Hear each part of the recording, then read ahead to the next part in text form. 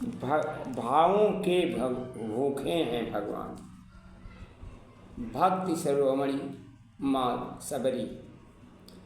सामाजिक उत्थान के उद्देश्य से विभिन्न प्रकल्पों के माध्यम से मूर्त रूप देने के लिए प्रतिबद्ध ऋषि मतंग का आश्रम वन के निकट स्थित था। उनके आश्रम में सुदूर प्रदेशों के प्रतिभाओं का समय पर आगमन हुआ करता था। नदी से गुजरते इस मार्ग पर दूरी पर अधिक होने के कारण यात्रीगण अक्सर वन से निकले हुए कच्चे रास्ते से यात्री प्राथमिकता दिया करते थे। कम समय में गंतव्य पहुंचने के लिए कच्चा मार्ग था। मतंग के इस आश्रम में परिक्षेत्र में भौगोलिक दशा सरल जीवन और दृश्य अनुकूल न थी। उन दिनों एक दिन अत्यंत दीन अवस्था में उपेक्षित विवश सबरी नामक भील कन्या उनके आश्रम पहुंची। संयोगवश उसे ऋषि मतंग ऋषि कृपा दृष्टि प्राप्त हो गई। आश्रम के निकट अपना डेरा डाल लिया। ऋषि मतंग द्वारा किए गए उपकार से अनुग्रहित निस्वार्थ गुरु सेवा के रूप में मार्ग बुहारना का उसने नित्य क्रम बनाया। उसे गुरु अन्य शिष्यों यात्रियों का आवागमन किसी प्रकार असुविधा न उठानी पड़ी। ग्रीष्म ऋतु थी, भीषण गर्मी पड़ रही थी। वन प्राणी आकुल व्याकुल पक्ष वनस्पतियों की ओट में इस शीतल छां की तलाश में छिपकर स्वयं सुरक्षित कर रहे थे। भक्तिमती सबरी अभी मार्ग बुहार कर राह में एक और अपनी बुहानी ले बैठी थी। अज्ञात प्रतीक्षा में स्थित सबरी के दृष्ट बुहारे मार्ग पुनः जा पड़ी। मार्ग को निहारती सबरी ने आंखों के समक्ष ऋषि मतंग द्वारा श्वसन दृश्यमान हो उठा। उनके दर्शन में द्वारा डुबरी सबरी कुछ इस प्रकार आनंदित मानो कुछ क्षण मतंग का पुनः याद दिला रहे। सबरी, तू शुद्धात्मा होने के कारण सौभाग्यशाली। तू ने भक्ति के शिखर को छुआ है। भक्ति प्रबल होने से भगवान स्वयं को भक्त समक्ष आने का विवश होना पड़ेगा। तो देखना, एक दिन प्रभु श्री राम स्वयं चलकर तेरे पास आएंगे। कल्पना की उसी उड़ान में अभी थमी नहीं थी, बल्कि गुरुवाक्य को विश्वास करती उसे साकार होते हुए वह आगे देखना चाहती थी। प्रभु श्री राम आ ही गए हो। उनके दर्शन, उनके स्नेह सुने फलों का सेवन कर रहे हैं। इसी अवस्था में अज्ञात लोगों में विहार करते कितना समय बीत गया, उसकी शुद्ध उसे न रहती। गुरु भक्ति पत्नी सबरी वर्षों से यही क्रम था। वह भोर में ही उठकर गुरु के आश्वास में याद करती, प्रभु श्री राम के आने की पथ बुहारती।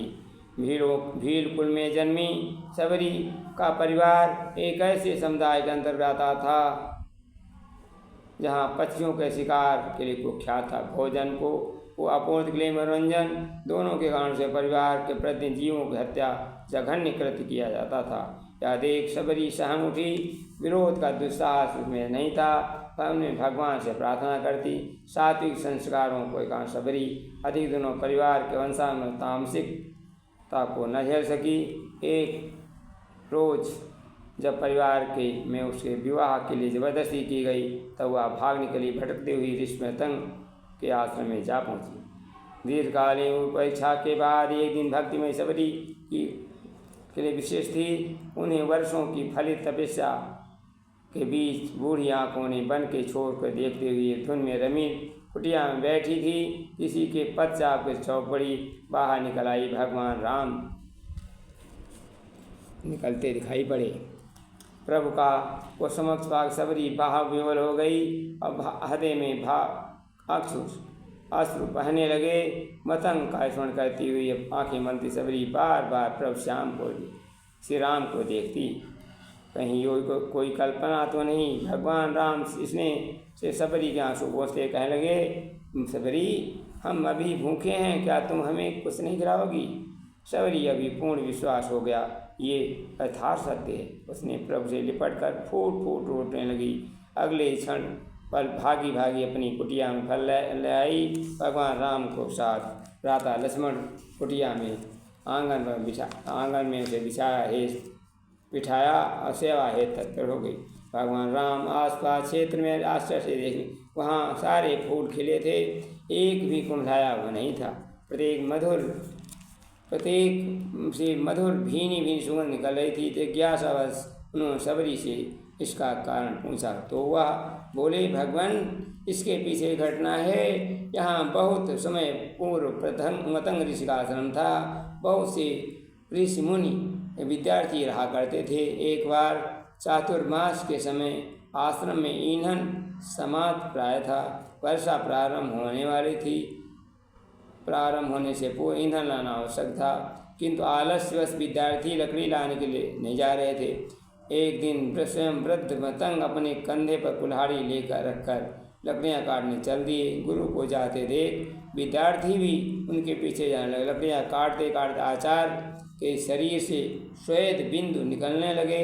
विद्यार्थी पसीने से तरबतर हो गए और जहाँ जहाँ समबिंदु गिरे वहाँ पर सुंदर फूल खिल उठे और जो बढ़ते बढ़ते आज सारे वन में फैल गए। उनका पूर्ण प्रभाव ज्यों का त्यों बने हुए हैं, कुम्हला नहीं रहे हैं। या सुन भगवान श्री राम उस स्थान से उठे, आश्रम की दशा की ओर उनका अभिवादन की मुद्रा में खड़े होकर लक्ष्मण को संबोधित कहने लगे, हे भाई, श्रमजीवी के शरीर से निकलने वाला पसीना संसार का पोषण करता है, जीवन जीने के लिए अनुकूल स्थिति पैदा करता है। इसलिए इस मतंग को इस पुरुषार्थ का प्रणाम करो। सबरी का कल्याण करके उसके पिता कर लेकर भगवान राम अब उनके निवास थोड़ी दूर चले थे। कर्ण लक्ष्मण ने सबरी के आतिथ्य सत्कार पर प्रश्न किया, भैया, आतिथ्य सत्कार का यह ढंग तो कदापि उचित नहीं होता। आपने उस वृद्धा के हाथ उनके जूठे फल क्यों ग्रहण किए? भगवान मुस्काए कहने लगे, लक्ष्मण भी फल नहीं, सबरी के अनन्य भाव थे, जो उनकी भक्ति में वर्षों संचित श्रद्धा में एक मिठास पा चुके थे। अब तुम भी बताओ, मैं उनकी उपेक्षा कैसे करता? भगवान की लीला प्रसंग क्या सिद्ध करता है? वस्तुओं में भगवान भाव के भूखे होते हैं, श्रद्धा के भूखे। धन्यवाद। निर्मल मन से जो मन पावा, प्रेम भगवान भक्त के भूखे हैं।